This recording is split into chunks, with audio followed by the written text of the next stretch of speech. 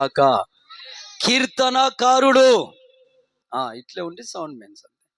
కీర్తనకారుడు దావీదయ్య తాను మాట్లాడుతున్న మాట శ్రేష్టమైన మాట. తన కుటుంబాన్ని గూర్చి ఏమని మాట్లాడుతున్నాడు? ఏమని దేవుని ఎదుట పలుకుచున్నాడండి? నా ఇంట నేను యథార్థ హృదయం కలవాడిగా నడుచుకుంటాను. భర్తలారా, మీరు మీ భార్యల ఎదుట యథార్థ హృదయం కలిగి నడుచుకుంటున్నారా? రహస్యం ఏదైనా ఉందా? ఒకసారి నీ హృదయపూర్వకంగా నీ మనస్సాక్షి నిన్ను గద్దిస్తున్న రీతిగా ఒక్కసారి నిన్ను నువ్వు పరిశీలన చేసుకోవాలి. భార్య ఎదుటే గనక భర్తగా నువ్వు యథార్థత కనపరచకపోతే, యథార్థతను నీ ఇంట కనపరచకపోతే నీ భార్య నిన్ను తప్పు పట్టే ఛాన్స్ ఉంటుంది. జాగ్రత్త. నీ భార్య నిన్ను తప్పు పట్టే ఛాన్స్ ఉంటుంది. భార్య గనక నీ పైన అనుమానం అనే ఆ పురుగు గనక భార్యలోకి చేరిందా, అది దినదినం ఏమైతుంటది? భార్యను కొరుకుతూనే ఉంటుంది. ఎలా అయిపోతుంది అంటే కుటుంబము సంపూర్ణంగా భయంకరమైనటువంటి ఒక పోలీస్ స్టేషన్ వలె, ఒక రచ్చబండ వలె మారిపోతుంది. జాగ్రత్త. మారిపోతుంది. భార్య గనక నీ పైన అనుమానమే గనక రేకెత్తిందా, ఆ రేకెత్తడానికి కారణం నువ్వు నీ భార్య ఎదుట యథార్థ హృదయం కల్లవాడిగా లేనందున. ఆమెన్. హల్లెలూయా, హల్లెలూయా. దేవుని పరిశుద్ధ నామానికి మహిమ కలుగునుగాక. Amen, amen. ఈ రోజుల్లో దేవుని పిల్లలారా, ఎన్ని సాక్ష్యాలు వింటున్నాం మనం, ఎన్ని సాక్ష్యాలు. మా స్వగ్రామంలో ఒక ఆయన రైల్వే జాబ్ చేస్తాడు. రైల్వేలో డ్యూటీ ఆయన ట్రాక్ మేనేజర్గా పనిచేస్తాడు. ఆ ట్రాక్ మేనేజర్ కొలువుపోయి గేట్ మేనేజర్గా ఆయనకు డ్యూటీ పడ్డది. కాస్త పెద్ద ఉద్యోగం, సెంట్రల్ గవర్నమెంట్ ఉద్యోగము. దేవుని పిల్లరా, అతనికి నెల కాగానే సెంట్రల్ గవర్నమెంట్ నుండి వచ్చే నకీస్ అయిన నోట్లు, ఆ డబ్బుతో మంచి బంగ్లా కట్టాడు ఊళ్ళో. ఆ డబ్బుతో 8 ఎకరాల చిల్లర, 8 ఎకరాల పైచలకు వ్యవసాయ భూమి కొన్నాడు.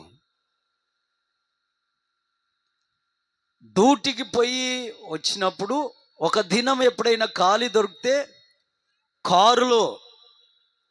కారులో చక్కగా తాను తన భార్య ఆ చెరువు కట్ట మీదకి వెళ్ళి చక్కగా వెళ్ళిపోయి ఆ పొలం వరకు ఈ కారు వెళ్ళేటట్టుగా రోడ్డు వేయించుకున్నాడు.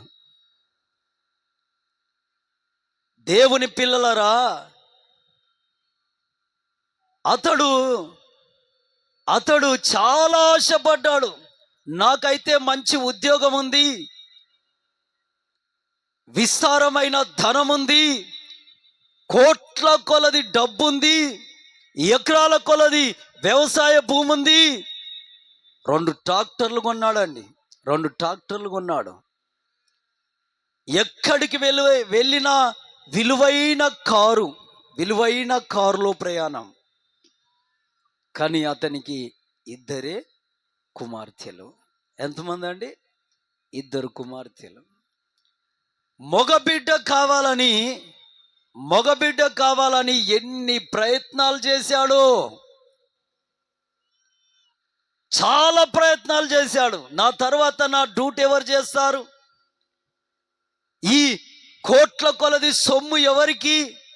ఒక వంశధారకుడు ఉండాలి కదా అని తను ఎన్నో హాస్పిటళ్ళకు తిరిగి తన భార్యకు వైద్యం చేయించాడు. లక్షలు పోసాడు. అయినా ఫలితం దొరకలే. 2 కుమార్తెలతో ఇక ఆవిడకు మరలా సంతానం కలగలేదండి. అయితే తను ఏం చేశాడో తెలుసా? భార్యకు ఎరకలేకనే తన బిడ్డలకు, ఆ బిడ్డలు కూడా పెరిగి పెద్దోళ్ళు అవుతున్నారు, 10-15 ఏళ్ళ వయసుకు వచ్చారు. వాళ్ళకు ఎరకలేకనే అతని తల్లి గారికి తండ్రి గారికి ఎరకలేకనే రహస్యంగా ఇంకొక ఆవిడని వివాహం చేసుకున్నాడు.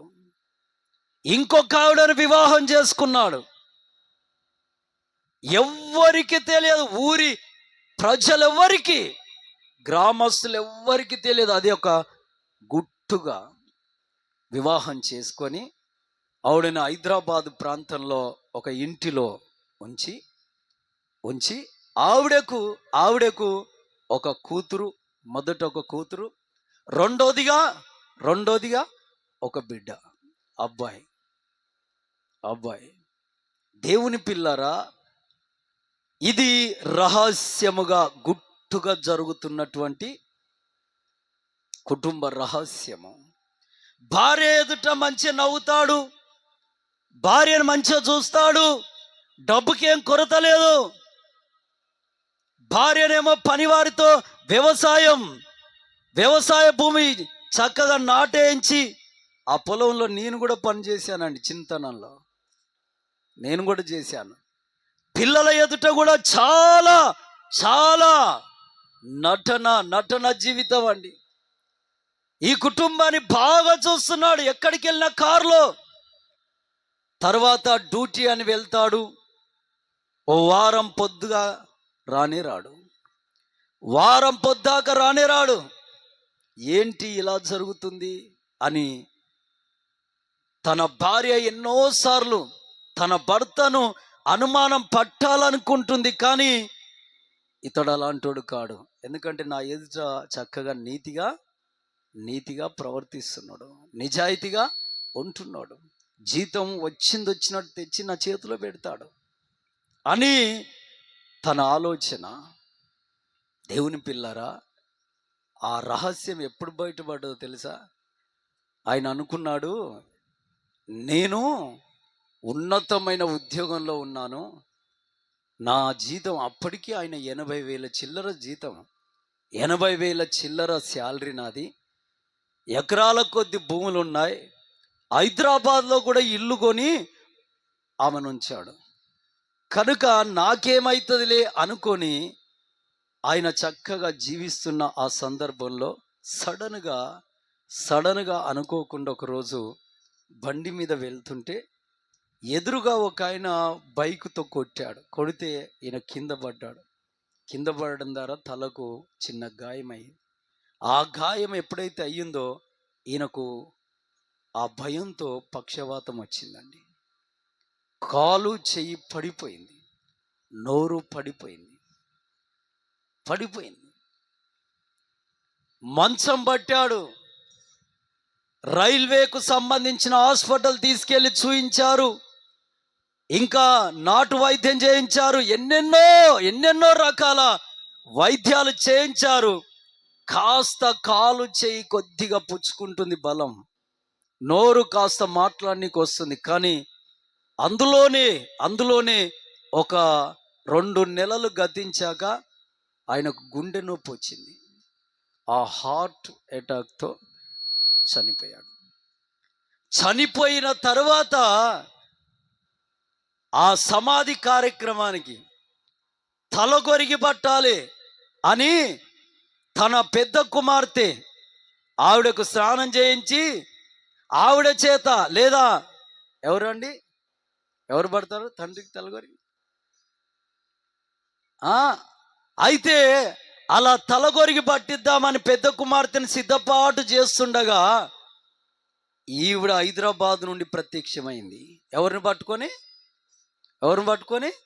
తన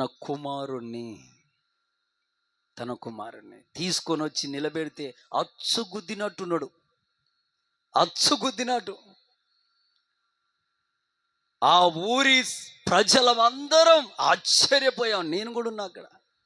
ఆశ్చర్యపోయి, వీడు చక్కగా ఆయన లెక్కనే ఉన్నాడురా. ఆవిడన్నది, ఇతను నా భర్త, నన్ను వివాహం చేసుకున్నాడు అని ఫోటోలు చూపిస్తే, ఆ మొదటి భార్య ఉంది బిత్తరపోయింది. కుమారుడు ఇతను, అతని వంశము. హల్లెలూయా, హల్లెలూయా, హల్లెలూయా. దేవుని పిల్లలారా, ఆ శవాన్ని పక్కన పెట్టి ఆ మొదటి భార్య, ఈ రెండో భార్య ఇద్దరు ఏం పట్టుకున్నారు? ఆవిడ అంటది, నా కొడుకు, ఇతని వంశం, ఇతన్నే తలగొరి పట్టియాలి, ఈ యావదాస్తి ఆయనది. అక్కడ ఆ శవాన్ని, ఆ డెడ్ బాడీని పక్కకు పడేసి, ఇక అక్కడ రచ్చండి, మామూలు రచన. ఆమె బంధువులు వచ్చారు, ఈమె బంధువులు వచ్చారు, మధ్యలో ఊరోళ్ళు. అతన్ని తీసుకెళ్ళి సమాధి చేయడానికి 2 దినాలు టైం పట్టింది. 2 దినాలు. ఈరోజు దేవుని పిల్లలారా, ఇదే చేస్తున్నారు మీరు అని నేను అనట్లే, కానీ ఒక నిరూపణ.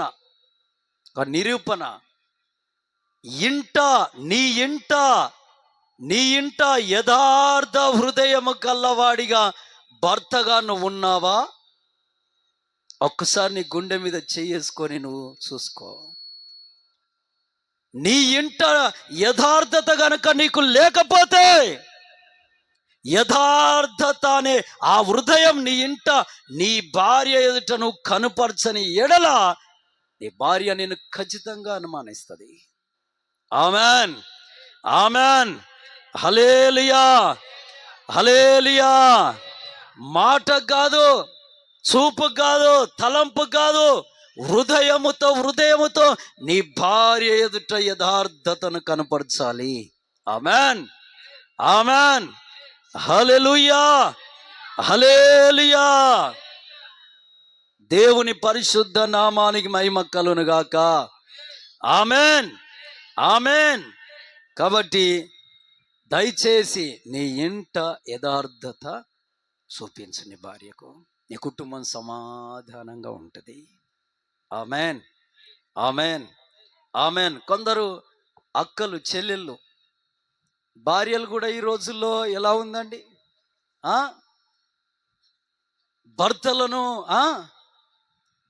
భర్తలను భయంకరంగా ఒక పిచ్చోడిగా తయారు చేసే స్థితి.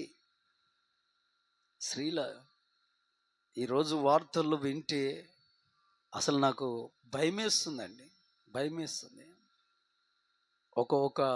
ఒక స్థలంలో నేను విన్నాను, అక్కడ నేను వెళ్ళాను. ఏం జరిగిందో తెలుసా? భర్త 5 లక్షల చీటీ వేశాడు. చాలా శ్రమపడి, కష్టపడి, కాసు వెనక కాసు కూడబెట్టి ఆ చీటీ కట్టాడు. ఆ చీటిని తెచ్చి బీరువాలో పెట్టాడు.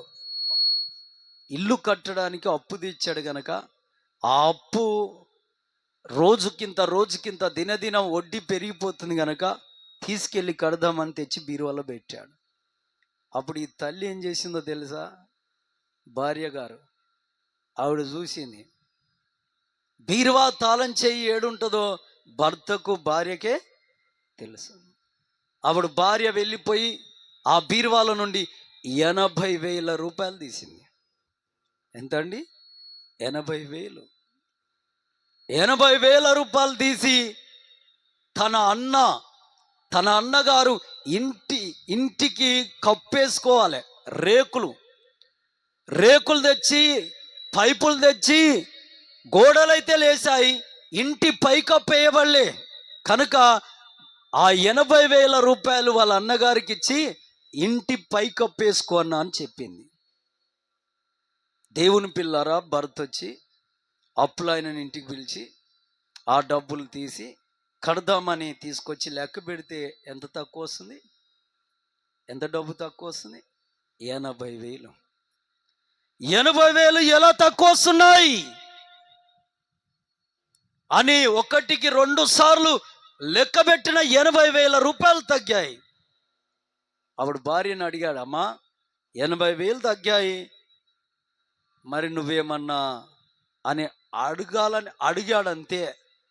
ఆవిడ తాసువాన్లా బుస్సును లేచి, నీ కంటికి ఎలా కనబడుతున్నాను, నా పైన దొంగతనం పెడతావా అని కరుణాపురం వెళ్ళిపోయింది. ఎక్కడికి వెళ్ళిపోయింది? తట్టపుట్ట చదువుకొని. నిజమండి, కరుణాపురం పోయి వారం రోజులున్నది. వీడు పిచ్చోడయి అమ్మగారింటికి వెళ్ళిందా అని పోయి చూస్తే లేదు, అన్నింటికి వెళ్ళిందా అని పోయి చూస్తే లేదు. చివరికి పోచంపల్లి మందిరం కాడికి వచ్చాడు. ఆడుకొచ్చి చూస్తే ఆడలేదు. ఫోన్ చేద్దామని చూస్తే ఫోన్ వాళ్ళ అబ్బాయి దగ్గర ఉంది. దేవుని పిల్లారా, వారం రోజుల దాకా అడ్రస్ లేదు. వారం రోజులు గతించాక నాకు ఫోన్ వచ్చింది. ఒక ఫోన్ వచ్చింది. ఎవరిది ఫోన్ కొత్తగా ఉందని ఎత్తాను. అన్నా ప్రైజ్ లాడ్ అన్నా, అన్నా ప్రైజ్ లాడ్ అన్నా అని ఏడుస్తుంది. అక్క ఎక్కడికి వెళ్ళావక్క అని అంటే, అప్పుడు హన్మకొండ అంట ఆయనది. ఆయన చర్చ్ కాడికి వచ్చినట్టుండు. ఆయన ఫోన్లోకి వెళ్ళి ఫోన్ చేసింది నాకు. దేవుని పిల్లారా, నేను చెయ్యని నేరం నా మీద వేస్తుండన్నా, చావాలన్నా బ్రతకాలన్నా. ఆల్రెడీ 2 ఫ్లైఓవర్లు ఎక్కినా దుంకుదామని. అక్క అంత పని చేయకు, నువ్వు నిమ్మలంగా ఇంటికి రా, నేను అన్నకు సర్ది చెప్పి అవి అన్నీ ఖర్చు పెట్టుకున్నాడేమో అంటే, అప్పుడు ఆయనకు ఫోన్ చేసి చెప్తే ఆయన కాస్త నిమ్మలమై రమ్మన్నయ్యా అంటే ఇంటికి వెళ్ళాక కూర్చొని మాట్లాడితే, నువ్వే ఎక్కడో ఖర్చు చేసుకున్నట్టున్నావు, అక్క మీద వేస్తావు అబండం అని నేను బెదిరిస్తే నేను అంత డబ్బు ఎక్కడ ఖర్చు చేశాను అయ్య గారు, నాకైతే గుర్తుకు లేదు, కానీ ఎక్కడ మాయమైందో అర్థం కావట్లే. ఇప్పుడు భార్యను అనుమానిస్తే తట్టబుట్ట చదువుకొని ఎక్కడ పడుతుంది పోయి. ఇప్పుడు పిల్లలు అసలే కాబట్టి దేవుని పిల్లారా, భర్తకు ఎవరి మీద అనుమానము? ఎవరి మీద అనుమానం? భార్య మీదనే. ఇంకెవరు రారు, ఎవరు తీయరు. మనసులో ఉంది, కానీ మీదికి అమ్మో ఈవిడ వెళ్ళిపోతే ఇల్లు అంతే ఎలా అవుతుంది? పశువుల తొట్టిలాగా అయిపోతుంది. ఎక్కడ బట్టలు అక్కడే, ఎక్కడ కుండీలు అక్కడే, పిల్లలు కూడా ఏం కావాలి? కాబట్టి కామేష్ అయ్యారు. 2 నెలలు గతించాక ఆ విషయం బయటకు వచ్చింది. హల్లెలూయా, హల్లెలూయా. 2 నెలల అనంతరం 80,000 రూపాయలు వాళ్ళ అన్న ఇంటికి పైకప్పేసుకోమని 80,000 రూపాయలు ఇచ్చిందని నిర్ధారణ అయ్యింది. అప్పుడు నిలదీసి అడిగితే, నా అన్నకు నేను ఇచ్చుకున్నాను, బయట మందికి ఇచ్చానా, ఈరోజు కాకపోతే రేపు ఇస్తాడు. అక్క ఆ రోజు నువ్వేమన్నావు? ఎన్ని ఫ్లైఓవర్లు ఎక్కింది అమ్మగారు? 2. నీ నిర్దోషిని. దేవుని పిల్లరా, నీ ఇంట భార్యగా నీ భర్త ఎదుట యథార్థతను కోల్పోతున్నావా? యథార్థ హృదయాన్ని కోల్పోయి జీవిస్తున్నావా? చూసుకో. నీ మాట ఎలా ఉంది నీ భర్త ఎదుట, నీ ప్రవర్తన ఎలా ఉంది నీ భర్త ఎదుట, నీ తీరు ఎలా ఉంది? ఆమేన్, హల్లెలూయా, హల్లెలూయా. కాబట్టి దయచేసి ఇంట భర్తగా భార్యగా మీరు ఏ పునాది వేయాలి? యథార్థత అనే పునాది వేయబడాలి. ఆమేన్, ఆమేన్. పిల్లలలో కూడా ఆసారమే పెరుగుతుంది. ఆమేన్, ఆమేన్. ఆసారమే పెరుగుతుంది. యథార్థత అనే ఆ పునాది గనుక నీ ఇంట భర్తగా భార్యగా మీరు వేయకపోతే మీ పిల్లల్లో కూడా యథార్థత మీరు చూడలేరు. స్తోత్రం, హల్లెలూయా, హల్లెలూయా. దేవుని ఘననామానికి మహిమ కలుగునుగాక. Amen, amen. చూడండి, మొన్న ఒక న్యూస్ చూశాను నేను. ఆ తల్లిదండ్రులకు ఒక్కగాను ఒక కూతురు అండి. వాళ్ళు కష్టపడ్డా చెమటోడ్చిన ఒక కాసు సంపాదించిన ఎవరికి? కుమార్తెకు. ఎంతో శ్రమపడి కష్టపడి కొండలను పిండి చేసి రాత్రనక పగులనక ఎండనక వాననక చలనక కష్టపడి 10 కాసులు సంపాదించి వెనకేసి మంచి ఇల్లు కట్టి నా కుమార్తె వివాహం చాలా ఘనంగా చేయాలి అని తృష్ణతో బిడ్డను చక్కగా చదివిస్తూ స్కూల్ జీవితం అయిపోయింది. కాలేజ్ జీవితానికి వెళ్ళాక కాలేజీలో అడ్మిషన్ అయ్యాక ఆ కాలేజీ సంపూర్ణంగా చదువుతూ ఫైనల్ ఇయర్ చివరి సంవత్సరంలో పడ్డదండి. ఎక్కడ పడ్డది? బుట్టలో పడిపోయింది. ఈ మధ్యలో ఉన్నదిగా ఒకటి, ఏంటిది అది తెలియదా? ఏమో సైలెంట్ దొంగలు. ఆగో, ఒక ఆయన అన్నాడు, ఎవరు? స్తోత్ర. ఏంటండి? ప్రేమ, శరీర ప్రేమే, ఆత్మీయ ప్రేమ కాదు అది, దేవుని ప్రేమ కాదు. అది అండి, ఎవరు కొడుతున్నారు?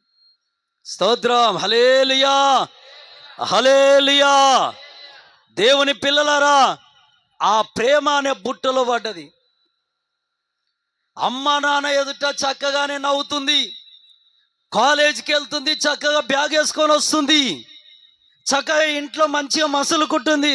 తల్లిగా తండ్రిగా, అమ్మో నా ఎండిల కొండ, నా బంగారు కొండ. మరి ఒక్కగానొక్క కుమార్తె ఉంటే ఎంత ప్రేమ అండి. అన్ని ప్రేమలన్నీ ఎవరి మీద? దేవుని పిల్లారా, అంతగా ప్రేమిస్తూ ఉంటున్న ఆ సందర్భంలో ఇక ఒక మాట దైవజనుడితో అన్నారంట, అయ్యా కుమార్తెకు వివాహం చేయాలనుకుంటున్నాం, ఎక్కడైనా మంచి అబ్బాయి ఆత్మీయుడై ఉండాలి, అవసరమైతే అతను నా యావదాస్తిని కూడా తీసుకున్నా పర్వాలే, నా కుమార్తెని చక్కగా చూసుకునేవాడు కావాలయ్యా అని ఆ దైవజనుడికి చెబుతుండగా, ఇంకా తెలిసిన బంధువులకు ఆ మాటలు చెబుతుండగా, ఎవరు వింటున్నారండి ఈ మాటలన్నీ? కాలేజీ ఫైనల్ ఇయర్ చేస్తుందిగా ఆవిడ విన్నది. ఇని ఎలాగైనా నాకు కట్టబెడతట్టున్నారా నాయన అని ఈవిడ ఆల్రెడీ ఏ బుట్టలో ఉంది? ప్రేమ అనే బుట్ట. ఇక తనకు తెలిసిన బంధువులు ఒక సంబంధాన్ని చూశారు, ఇంటికి మోసుకొచ్చారు. అమ్మా ఇదిగో అయ్యా చక్కని సంబంధం అని చూయిస్తున్నారు. ఆ చూయించిన ఆ రాత్రి తెల్లవారు 3 గంటల టైంలో లేచి ప్రార్థన చేసుకుందామని మోకాలేసి కుటుంబ ప్రార్థన చేసుకుంటారు కాండి. మీ ఇళ్ళల్లో కుటుంబ ప్రార్థనలు అయితే చేసుకుంటారా? రాత్రి నిద్రపోయే ముందు కుటుంబ ప్రార్థన అవుతుందా? తెలియదా? కుటుంబ ప్రార్థన అంటే తెలియదా? ఆమేన్, హల్లెలూయా, హల్లెలూయా. కుటుంబస్తులు అందరూ కలిసి దేవునికి స్తోత్రం చెప్పడం, తెల్లారేటప్పుడు ఉదయాన మీ స్వయం ప్రార్థన. ఇక్కడ కొందరు చేస్తున్నారు బలిపీఠం కాదు ప్రతిరోజు. ఆమెన్. 5 గంటల నుండి 6 గంటల దాకా గంట ప్రార్థన చేస్తారు ఇక్కడ. ఆమెన్, హల్లెలూయా, హల్లెలూయా. దేవుని పిల్లారా, కుటుంబ ప్రార్థన తెల్లవారు రాత్రి చేసుకున్నారు, తెల్లవారాక ఎవరి ప్రార్థనల వారికి అయిపోయాయి. ఇక తండ్రి పనికి వెళ్దామని ఉదయాన్నే 5 గంటల ట్రైన్లో ఇంకా లేవలే కుమార్తె అని పోయి డోర్ కొడితే ఆ డోర్ ఓపెన్ చేసి ఉంది. వెళ్ళి చూస్తే బిడ్డ లేదు. ఎక్కడికి వెళ్ళింది అని బయటికి వెళ్ళారు. లోనికి వచ్చారు, భార్యను లేపాడు, చూశాడు, అంత వెతికారు. ఫోన్ చూస్తే ఇంట్లోనే ఉంది. తెల్లవారింది, ఒక దినం అయింది, లేదు. యవన బిడ్డలారా, ఇక్కడ యవన పురుషులున్నా సరే, స్త్రీలున్నా సరే, నీ తల్లి ఎదుట, నీ తండ్రి ఎదుట యథార్థతను కనపరుస్తున్నవా, లేదంటే ఏదైనా ఒక మరుగై ఉన్న సంగతి ఉందా? జాగ్రత్త. నీ తల్లి ఎదుట, తండ్రి ఎదుట కనుక యథార్థతను కనపరచకపోతే, యథార్థ హృదయం నీకు లేకపోతే, నువ్వు తల్లిని తండ్రిని సన్మానించినట్టు కాదు. హల్లెలూయా, హల్లెలూయా. తల్లి గారిని తండ్రిని సన్మానించని వారు శాపగ్రస్తులని బైబిల్ సెలవిస్తుంది. దయచేసి దయచేసి యవనస్తులారా, యథార్థంగానే నీ తండ్రి ఎదుట ఉంటున్నావా? యథార్థంగానే నీ తల్లి ఎదుట ఉంటున్నావా? లేదా నటన జీవితం జీవిస్తున్నావా? చూసుకో. పురుషులైనా సరే, స్త్రీలైనా సరే, కొంతమంది యవ్వన పురుషులు కూడా చాలా డేంజర్గా ఉంటారు. ఒక 3 రోజులు గతించాక, పోలీస్ స్టేషన్లో కేసు అయ్యాక, వాళ్ళు ఆల్రెడీ వివాహం చేసుకొని ఎవరు ఫోన్కి పెట్టారండి? వాళ్ళ తల్లి గారి ఫోన్కే ఫోటోలు, వాళ్ళ తండ్రి గారి ఫోన్కి ఫోటోలు. అది చూసి కుమిలిపోయి, గుండె పగిలిపోయి, ఏడ్చి, ఎక్కడున్నారు పోలీస్ స్టేషన్లో అంటే అక్కడికి వెళ్ళిపోయి, అమ్మా నీకేం తక్కువ చేశానురా, అన్ని రకాలుగా పెంచి పోషించాం గారా అంటే, ఇంత కప్పు కళ్ళు వేసుకొని గుడ్లు అప్పగించి, మీకంటే ఎక్కువ నాకు ఎవడు, వానికి జుట్టు ఎలా ఉన్నది, ఆయన జుట్టు ఎలా ఉన్నదండి? అయ్యో పక్షులు ఉంటాయి చూడు, పెద్ద కాళ్ళు పెట్టుకుని వస్తుంది ఇంతలో, కాదు కొంగల. స్తోత్ర, హల్లెలూయా, హల్లెలూయా. అదే జుట్లు, అవి కివి పక్షులు అంటారు. వాటి జుట్టు ఉంటాయిగా కివి కోళ్ళు, అవి ఆ జుట్టు అంది, కివి కోళ్ళ జుట్టు అంది. వాని చేతిలో అరటి వంతున్న ఫోను, వాడికి మోకాళ్ళ పైన చినిగిన జీన్స్ పాయింట్, మళ్ళా అది మొండి పాయింట్, ఈ అరికాలు మొదలుకుంటే ఒక జానడి పైకి. వాడికి కనీసం ఒక చిప్పిచ్చి రోడ్డు మీద పెడితే అరపావులో కూడా ఎవడేయడు, అరపావులు ఎవడేయడు. స్తోత్ర, హల్లెలూయా, హల్లెలూయా. దేవుని పిల్లలారా, యవనస్తులారా, జాగ్రత్త. నీ ఇంట గనక నువ్వు యథార్థంగా లేకపోతే అది నీకు శాపం తెచ్చిపెట్టే ఛాన్స్ ఉంది. అది తల్లిగా తండ్రిగా వారిని నువ్వు మోసం చేస్తున్నట్టు లెక్క. యథార్థ హృదయం కలిగి యవన బిడ్డలు బతకండి. ఆమెన్. మీకు దేవుని దీవెనలు వస్తాయి. హల్లెలూయా. దేవుని కృప వస్తుంది, దేవుని సన్నిధి వస్తుంది. కొన్ని గుంట నక్కలు ఉంటాయి, ఆ గుంట నక్కలకి ఏం పని ఉండదు, వచ్చి మెల్లగా నీకు మాయ మాటలు చెప్తాయి. జాగ్రత్త. హల్లెలూయా, హల్లెలూయా. దేవుని పరిశుద్ధ నామానికి మహిమ కలుగును గాక. Amen, amen. కాబట్టి ఇంట భర్తగా నువ్వైనా, భార్యగా మీరైనా, యవన బిడ్డలారా మీరైనా, మీ ఇంట ఏ పునాది వేయాలి? మీరు యథార్థత అనే పునాది నీ ఇంట దేవునికి కనబడాలి. గట్టిగా చప్పట్లు కొట్టి ప్రభు నామానికి మహిమ తెద్దాం. గట్టి కొట్టాలి. స్తోత్రం. హల్లెలూయా, హల్లెలూయా, హల్లెలూయా. దేవుని పరిశుద్ధ నామాని మహిమ కలుగునుగాక. రెండోదిగా చెప్తానండి, అతి తక్కువ సమయంలో, ఎంత అవుతుంది సమయం? 11:30. ఒక్క 10 నిమిషాలు టైం. స్తోత్రం, హల్లెలూయా. ఎందుకంటే ఇక్కడికి వచ్చింది 10 అయిపోయింది టైం కనుక మన వాళ్ళు పాటలు పాడేసరికి ఒక 11 అయింది. ఇప్పుడు చెప్పబట్టి అరగంటనే ఒక 40 నిమిషాలు ఉపదేశం అని ఉండాలా ఉండొద్దా? ఆమెన్. ఎందుకంటే వారానికి ఒకసారి మీరు వినేది వాక్యం. మొదటి అంశం ఏంటిదండి? ఇంట ఏ పునాది ఉండాలి? యథార్థత అనే పునాది ఉండాలి. రెండోది ఏంటంటే నీ ఇంట మరొక పునాది ఏముండాలంటే మౌనం అనే పునాది నీ ఇంట ఉండాలి. రెండోది ఏంటిది? మౌనము. చదవండి యోబు గ్రంథము 13వ అధ్యాయము 5వ వచనం. యోబు గ్రంథము 13వ అధ్యాయము 5వ వచనం. జాగ్రత్త వినాలి సుమా. మీరు కేవలం మౌనముగా ఉండుట మేలు. హల్లెలూయా. నాతో పాటుగా మీరు చెప్పండి, మీరు కేవలము. నోరు లేవా? గట్టి నోస్తారుగా, గట్టి చెప్పండి. మీరు కేవలము మౌనివై ఉండుట మేలు. మౌనం అంటే తెలుసా మీకు? సప్పుడాకుండడం. ఆమెన్. నీ ఇంట రెండో పునాది దేవునికి ఏం కనబడాలో తెలుసా? మౌనం అనే పునాది నీ ఇంట ఉండాలి. ఆమెన్, ఆమెన్, హల్లెలూయా, హల్లెలూయా. కొందరు నోర్లు ఉంటాయి. మా చెల్లెళ్ళు ఉన్నారు కొందరు, వాళ్ళ నోర్లు ఎంత బాగుంటాయో దేవుడి స్తోత్ర. ఎంత బాగుంటాయో నోర్లు.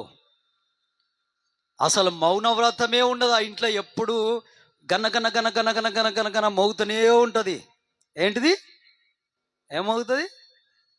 ఆమెన్, ఆమెన్, హల్లెలూయా.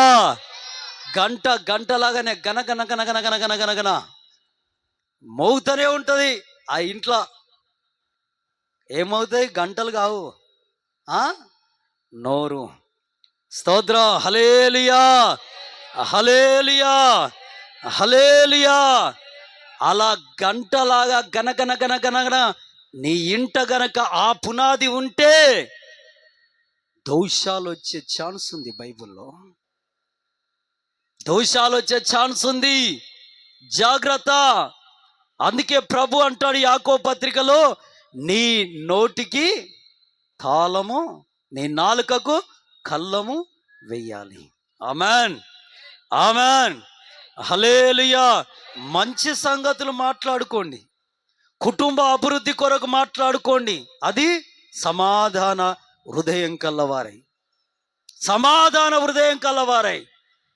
కొందరు అప్పుడే బాగుంటారు, అప్పుడే రేగుతుంది నా ఇంట్లో. మామూలు గొడవ కాదు, మామూలు కలహం కాదు. అప్పటికప్పుడు ఎవడో ఒకడు చావాలి, అంత కయ్యం.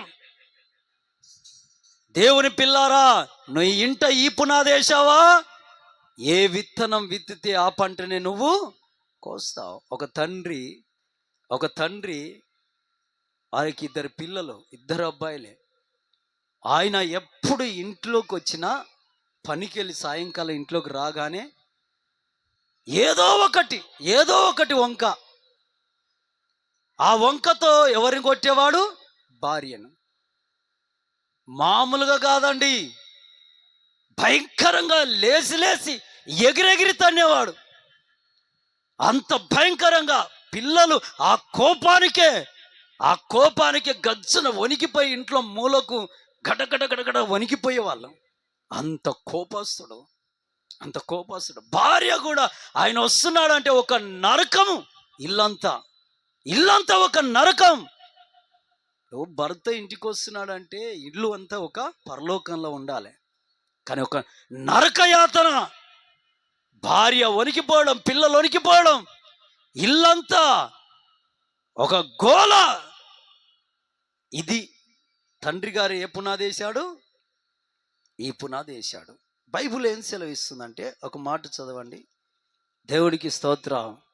ఒక మాట చదవండి. యాకోబు పత్రిక యాకోబు పత్రిక 1వ అధ్యాయము 20వ వచనం. యాకోబు పత్రిక 1వ అధ్యాయము 20వ వచనం. ఎందుకనగా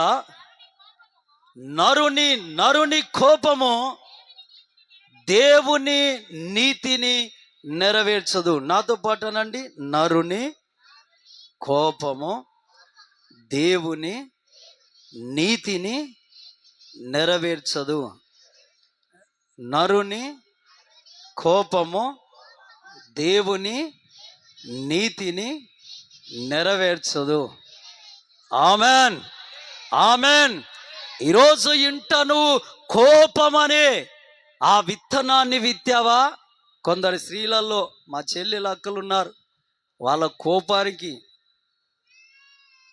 ఎంత రౌద్రమో ఆ ఇంటిలో.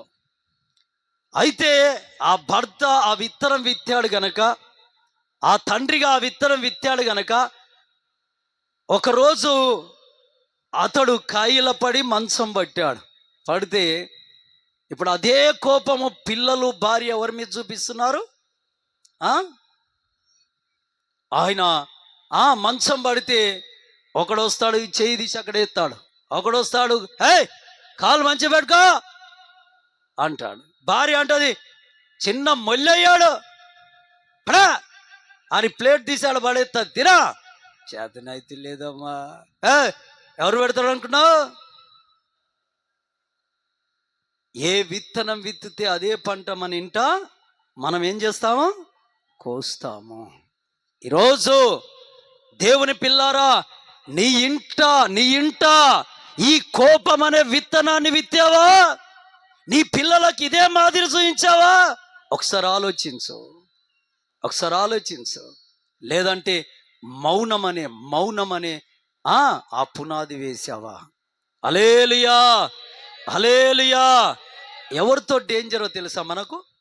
ఎవరితో డేంజర్ తెలుసా? మనం 10 మాటలన్నా ఆ ఎదుటి వ్యక్తి క్షమించాడనుకో, వాడితో డేంజర్. ఒకవేళ ఈ చెల్లెలు ఆ అక్కని ఆ అవ్వని 100 మాటలు తిట్టాదనుకో, ఆ అక్క పోన్లే దేవునికి స్తోత్రం అనుకొని వెళ్ళిందనుకో, ఈమె చాలా డేంజర్ జోన్లో ఉన్నట్టు లెక్క. క్షమించే మనసు గల వారితో చాలా డేంజర్. ఇప్పుడు ఈవిడ 100 మాటలు అన్నదనుకో, ఆమె 10 మాటలైనా అన్నదనుకో, దానికి ఏం కాదండి. నువ్వు మాట అంటే తిరిగి ఇంకొక మాట ఎదుటి వ్యక్తి అంటే ఏం కాదు. కానీ నువ్వు అన్నప్పుడు ఎదుటి వ్యక్తి పోన్లే అనుకొని క్షమించుకొని వెళ్ళిపోతుంది. వాళ్ళ పక్షాన ఎవరు కదులుతారు? దేవుడు. ఆమెన్. వాళ్ళతో డేంజర్. క్షమించే వాళ్ళు ఎవరైనా ఉంటే నువ్వెన్ని రకాలుగా అన్నా, ఎన్ని రకాలుగా హింసించినా, ఎన్ని రకాలుగా తక్కువ చేసినా, క్షమించే స్వభావం ఎవరిలో అయితే ఉంటుందో పొరపాటున దండం పెట్టి చెప్తున్న వాళ్ళ జోలికి వెళ్ళకండి.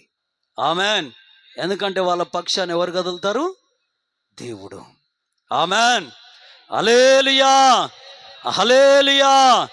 దేవుని పరిశుద్ధ నామానికి మహిమ కలుగును గాక. ఆమెన్. దేవుడే గనక కదిలాడా, ఆయన కోపం ఎలా ఉంటుందండి? నిమిషం మాత్రమే అంటే, కానీ నిమిషం మాత్రంలో ప్రపంచాలే తలకిందులైపోతాయి, సముద్రాలే తన ఘోషను తెలియజేసుకుంటాయి. ఆమెన్, హల్లెలూయా. రాజులు సైతం నేల కొరిగి గాడిద వలె గడ్డి తింటారు. నిజం ఇది. ఆమెన్. బైబిల్లో దానియేలు గ్రంథంలో అదే జరిగింది. స్తోత్రం. హల్లెలూయా, హల్లెలూయా. నీ ఇంట మౌనం అనే పునాది వేస్తున్నావా, లేదా ఈ కోపం అనే పునాది వేస్తున్నావా? చూసుకో. మౌనం అనే పునాది కనుక నీ ఇంట వేస్తే అది నీకైనా నీ కుటుంబానికైనా ఎంతో మేలు. Amen, amen. Hallelujah, hallelujah. Bible గ్రంథంలో ఇస్సాకు అని ఒక ఆయన ఉన్నాడండి. ఇస్సాకు అని ఒక ఆయన ఉన్నాడు. ఇస్సాకు అబ్రహాము యొక్క కుమారుడు, ఏకైక కుమారుడు, అంటే వాగ్దాన కుమారుడు. ఆయనకి ఇంకో కుమారుడు ఇస్మాయిల్ ఉన్నాడు, కానీ ఈయన వాగ్దాన పుత్రుడు. ఆమెన్. ఒకరోజు ఏం జరిగిందంటే, ఈ పిల్లోడు పుట్టాడు, కాస్త పెరిగి పెద్దోడవుతున్నాడు. ఆ తన దాసి కుమారుడు ఇస్మాయిల్ వచ్చి ఈయనను అపహసించాడు, ఏలన చేశాడు, పరిహాసం ఆడాడు. కానీ ఇస్సాకు ఏమైనా అన్నాడా? ఇది మీరు తర్వాత చదువుకోండి. ఆదికాండం 21వ అధ్యాయం 9వ వచనంలో రాయబడ్డది. ఆయనను ఎన్ని రకాలుగా హింసించినా, పరిహాసమాడినా, తక్కువ చేసి మాట్లాడినా ఇస్సాకు నోరు తెరవలేదంట. ఆమెన్, హల్లెలూయా. అందరి చేతులు ఎత్తాలి, హల్లెలూయా, గట్టిగా హల్లెలూయా. దేవుని ఘన నామానికి మహిమ కలుగునుగాక. అలాగే రెండోసారి కూడా ఇస్సాకు పెరిగి పెద్దోడై యవన వయసుకొచ్చాడు. ఒకరోజు దేవుడు తన తండ్రి అయిన అబ్రహాంతో అన్నాడు, నీ కుమారుణ్ణి నాకు బలి అర్పణ చెయ్యి అన్నాడు. మంచిదయ్యా అని వేకువనే లేచి తెల్లవారగానే గాడిద గంతలు కట్టి కట్టెలు కట్టుకొని ఆ కత్తి తీసుకొని నిప్పు తీసుకొని ఇద్దరు పనోళ్ళని తీసుకొని వెళ్ళాడు. ఓ పర్వతం పైకి వెళ్ళిపోయి బలిపీఠం కట్టి కర్రలు పెట్టి తన కొడుకు చేతులు వెనుకకు విడిచి తాడుతో బంధించి, కాళ్ళు బంధించి, కన్నులకు ఒక గంతలు కనబడకుండా ఒక కర్చీఫ్ లాంటిది కట్టి మోసుకెళ్ళిపోయి బలిపీఠం మీద పెడితే నోరు తెరవలే. ఆమెన్, నోరు తెరవలే. బలిపీఠం మీద పెట్టబడి కత్తి పట్టుకొని తండ్రి పొడవాలని, అలా చెయ్యెత్తి పొడవాలని చూస్తే పరలోకమందున దేవుని గుండె కరిగింది. దేవుని దూత అబ్రహామా ఆగు అని దేవుని దూత నేరు తెరిచింది, కానీ ఇస్సాకు నోరు తెరవలే. గట్టిగా చప్పట్లు కొట్టి దేవునికి మహిమ తెద్దాం. ఆమెన్.